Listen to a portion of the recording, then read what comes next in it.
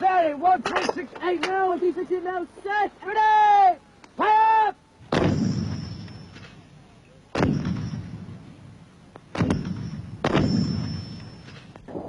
On the Argentine positions, the artillery was falling like rain, drenching the mountains in debris and smoke. Once the Scots Guards had battled their way to the top of Tumbledown, the Gurkhas prepared to move through onto Sapper Hill, the last ridge, almost on the outskirts of Stanley itself.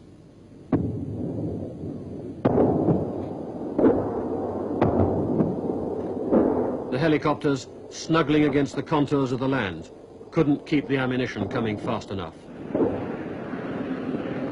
The final bombardment brought the guns down to their last half-dozen shells.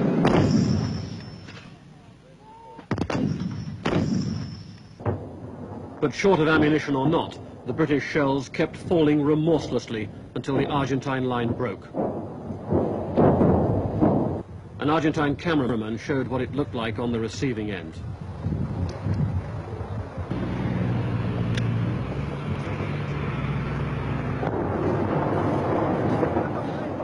The demoralized defenders were pulling back into the town. Officers and men were arguing. Discipline was breaking down.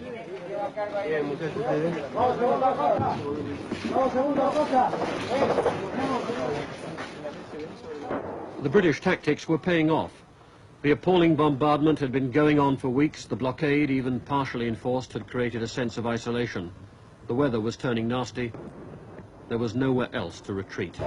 The British were worried they might have to fight through the streets. Had the Argentines known that the British were on their last legs logistically, with the Navy almost unable to guarantee the supply line any longer, perhaps they would have fought on.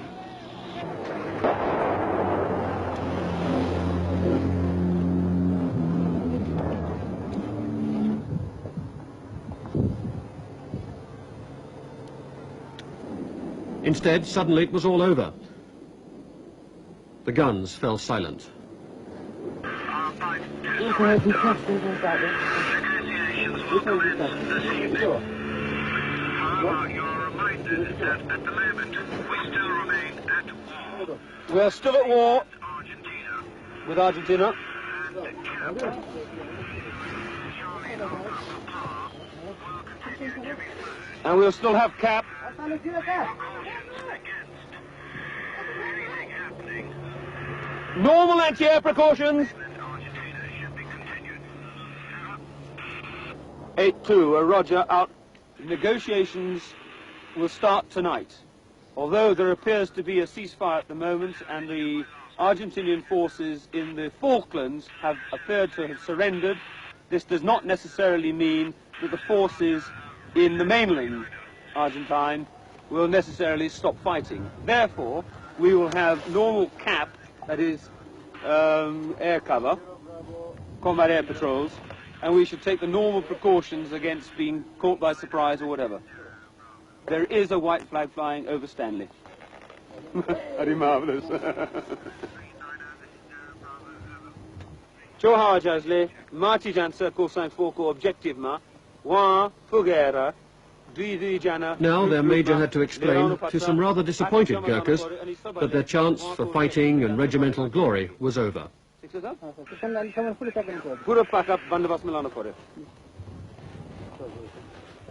The troops began the dangerous march into Stanley, weaving their way through the minefields which surrounded it.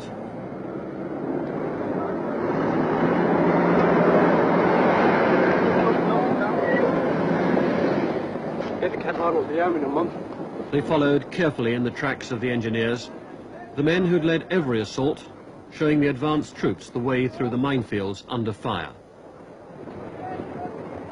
So helter-skelter had been the final move forward that his troops were almost at Moody Brook, the Royal Marine Barracks on the outskirts of Port Stanley, before Brigadier Thompson of the Commander Brigade caught up with them. I didn't think it would happen quite as fast as this. I expected this to be happening tomorrow and not today. But I'm delighted that it's happened today.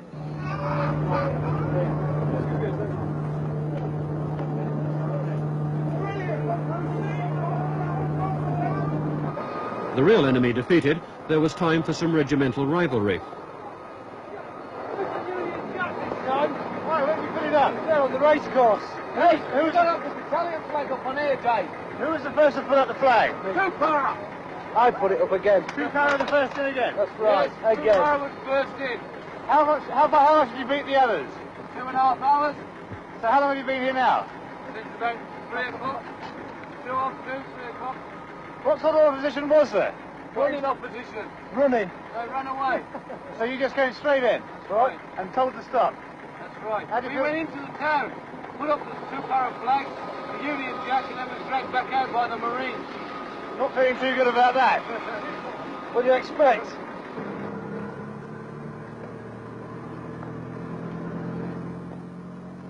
Argentine officers were allowed to keep sidearms to emphasize their authority, perhaps even to ensure their safety against their men. The surrender was unconditional in everything but name, because when the agreement was drawn up, General Menendez would not have the word unconditional in the final document. In Downing Street, news of the Argentine surrender came as an enormous relief. Prime Minister, could you have a word with us, please?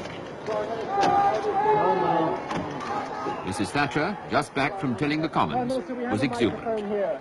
Prime Minister, we have a microphone here. Wonderful news. And it's Great Britain. Marvellous forces, every single one of them. It's just been everyone together, and that's what matters. We knew what we had to do. We knew what we had to do. And we went about it and did it. Do you think the ceasefire will hold, Prime Minister? I believe so. I believe so. There's still one or two things. Just listen to everyone. I must go down and talk to them. Right. Off the carpet, mate. As Mrs. Thatcher savoured her moment of triumph with the crowds outside number 10, her opponents in Buenos Aires were getting a very different reception.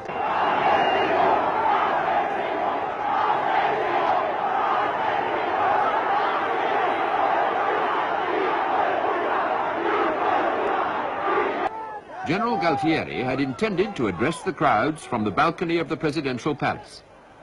But because of the anger and stream of abuse directed at the Argentine leadership, the president took the precaution of addressing the nation from the safety of a television studio, far from the noise and violence of the scenes outside.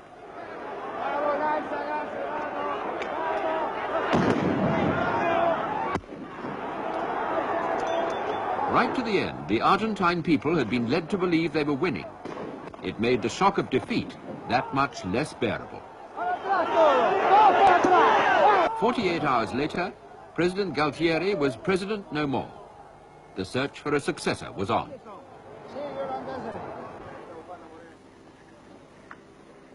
The uncertainties in Buenos Aires were having their effect on the Falklands. The prisoners, more than 6,000 in Stanley, several thousands more around the islands, had nowhere to live, little food to eat. The British wanted to ship them home, but until someone was willing to accept defeat and guarantee a safe conduct, they had to stay on the islands.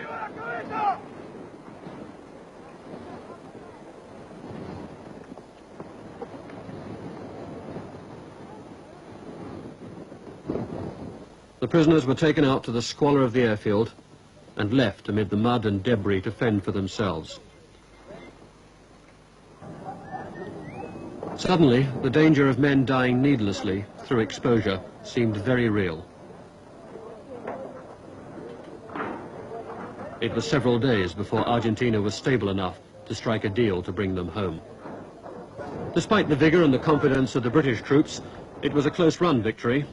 The length of the supply line and the need to defend it strained the Navy greatly. It could have gone the other way.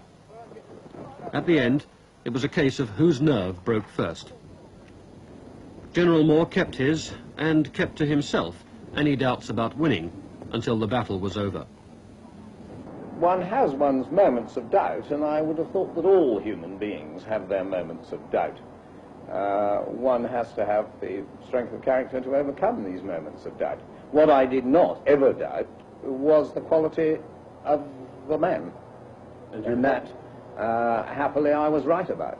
When you found it was over, that you'd won, you obviously had a lot still to do. What was your mood?